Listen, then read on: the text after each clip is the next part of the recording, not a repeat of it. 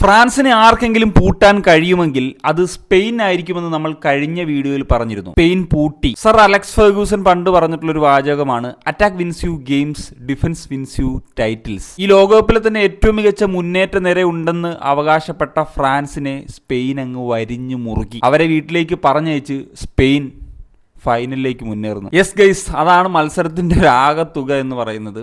സത്യം പറഞ്ഞാൽ ഫ്രാൻസിൻ്റെ ആ ഒരു അറ്റാക്കിംഗ് ശൈലിയും അവരുടെ അറ്റാക്കിങ്ങിലെ പ്ലേയേഴ്സിൻ്റെ കാര്യം തന്നെ പറയേണ്ടതില്ലല്ലോ. അപ്പം അതൊക്കെ വെച്ചിട്ട് ഒരു ടൈറ്റ് ഗെയിം, പ്രത്യേകിച്ച് ഇപ്പം സ്പെയിൻ അല്ലെങ്കിൽ ഫ്രാൻസ്, ഇതൊരു ഫൈനലിനേക്കാൾ ത്രില്ലിംഗ് ആവുന്നൊരു ഗെയിം ആകുമെന്നൊക്കെയുള്ളതാണ് പ്രതീക്ഷിച്ചത്. പക്ഷേ ഫ്രാൻസിന് ഒരു ഘട്ടം വരെ ഒന്നും ചെയ്യാൻ പറ്റാതെ പോയിട്ടുള്ളൊരു മത്സരമായിരുന്നു എന്ന് പറയുന്നൊരു കാര്യമാണുള്ളത്. ഈ മത്സരത്തിൽ ഏതാണ്ട് 80 മിനിറ്റ്സ് വരെ ഒരു ഷോട്ട് ഓൺ ടാർഗറ്റ് പോലും ഫ്രാൻസിന് ഉതിർക്കാനായിട്ട് സാധിച്ചിട്ടില്ല എന്നുള്ളതാണ്. നമുക്കറിയാമല്ലോ, ഈ ഒരു ടൂർണമെൻറ്റിലെ ഏറ്റവും ഡിഫെൻസീവായിട്ട് സ്ട്രോങ് ആയിട്ടുള്ള ടീമാണ് സ്പെയിൻ. അവർ കഴിഞ്ഞ മത്സരത്തിൽ മാത്രമാണ് ഒരു ഗോള് കൺസീഡ് ചെയ്തിട്ടുണ്ടായിരുന്നത്. ഫ്രാൻസ് ആണെങ്കിൽ ഏറ്റവും വലിയൊരു അറ്റാക്കിംഗ് നിരയുള്ളൊരു ടീമാണ്.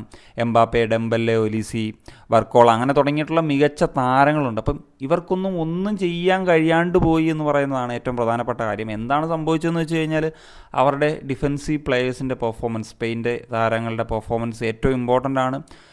ഒരു താരത്തിന് ഒരു തരത്തിലുള്ളൊരു സ്പേസും കൊടുക്കുന്നില്ല എന്നുള്ളതാണ്. ഇപ്പം പെഡ്രോ പോറോ ആണെങ്കിലും കുക്കറെ ആണെങ്കിലും ലപ്പോട്ടയും കുബാസി ആണെങ്കിലും ഒക്കെ എന്താ ഡിഫെൻസീവ് പെർഫോമൻസ്. ഇനി ഇവരെയൊക്കെ കടന്ന് സ്ഥിരം ഒരു കൗണ്ടർ അറ്റാക്കിംഗ് പാറ്റേണിൽ എംബാപ്പയുടെ റൺ നടത്താമെന്ന് വിചാരിച്ചു കഴിഞ്ഞാൽ ഉനായ് സിമൺ ആണെങ്കിൽ വളരെ അഡ്വാൻസ്ഡ് ആയിട്ട് അതിനെ മാനേജ് ചെയ്യാനുണ്ടായിരുന്നു എന്ന് പറയുന്നൊരു കാര്യമാണുള്ളത്. ഫ്രാൻസ് എന്താണ് എന്നുള്ള കാര്യം കൃത്യമായിട്ട് പഠിച്ച് നല്ല ഹോംവർക്ക് ചെയ്തിട്ടാണ് ഈ ഒരു മത്സരത്തിലേക്ക് സ്പെയിൻ ഇറങ്ങിയിട്ടുള്ളത്. അതിൻ്റെ റിസൾട്ട് കിട്ടി എന്ന് പറയുന്നതാണ് ഈ മത്സരത്തിൻ്റെ ഏറ്റവും വലിയൊരു പ്രത്യേകത.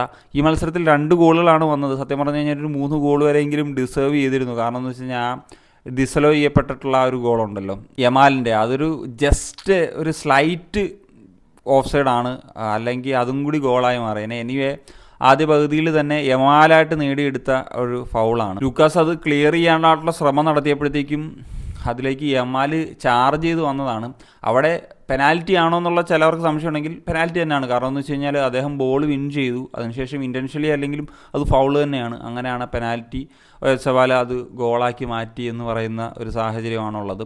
അതിനുശേഷം സത്യം പറഞ്ഞു കഴിഞ്ഞാൽ ഫ്രാൻസിന് അങ്ങോട്ട് കടക്കാൻ പറ്റുന്നില്ല. ഇതാണ് സിറ്റുവേഷൻ. ഈ പറയുന്ന പോലെ ഒരു അറ്റാക്കിംഗ് അല്ലെങ്കിൽ നല്ലൊരു അറ്റംപ്റ്റ് ഒന്നും എത്താൻ പറ്റുന്നില്ല. സെക്കൻഡ് ഹാഫിലേക്ക് വരുമ്പോഴത്തേക്കും ഒരു കംബാക്ക് പ്രതീക്ഷിച്ചു.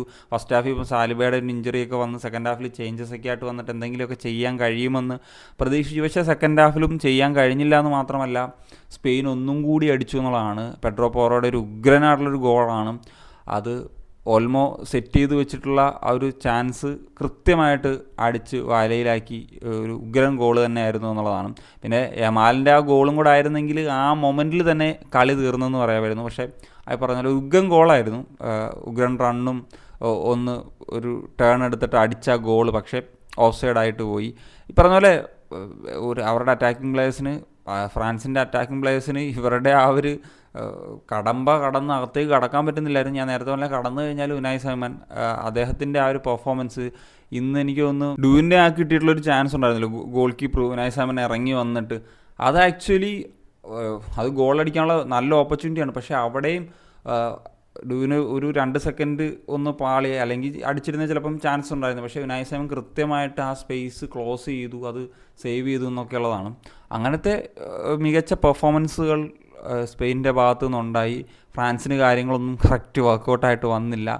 എനിവേ തുടർച്ചയായിട്ടുള്ള 3ാമത്തെ ഫൈനലിൽ എത്താൻ ഫ്രാൻസിന് കഴിയുന്നില്ലെങ്കിൽ 2010 ശേഷം ഇതാ ഒരു ഫൈനൽ കളിക്കാനായിട്ട് സ്പെയിൻ പോകുന്നു. ആരായിരിക്കും ഇനി ഒപ്പോണൻസ് എന്നുള്ളതാണ് നമുക്ക് അറിയേണ്ടത്. ഹാരി കെയിൻ്റെ ഇംഗ്ലണ്ട് ആകുമോ അതോ ലയണൽ മെസ്സിയുടെ അർജൻറ്റീന ആയിരിക്കുമോ എന്നുള്ളത് നമുക്ക് കാത്തിരുന്ന് തന്നെ കാണാം.